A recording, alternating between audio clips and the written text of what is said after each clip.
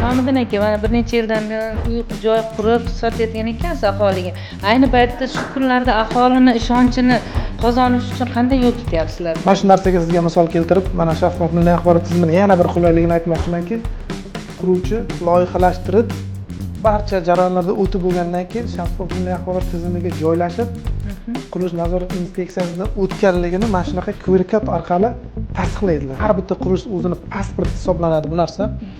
Qurilishda har joyga ilingan bu. Bizda ham shunaqa Yo'laklariga biz ham boya ko'rdik, ilingan. Buni har bitta fuqaro o'zlari telefon, mobil ilovasi orqali ham skaner qilib bu qonuniy noqonuniyligini tekshirib ko'rishlari mumkin va keyingi jarayonlarga tanishishi mumkin va ishonch hosil bo'lishi uchun tekshirish huquqiga ega. Yana bir narsani ta'kidlab aytmoqchimanki, fuqarolarga mana shunaqa aldanmasligi uchun bu narsani quruvchidan borib talab qilish vakolati ham bor. Ham bor. Quruvchidan talab qilishga haqqi bor. Albatta, agar bu bo'lmasa, bu qurilish noqonuniy hisoblanadi.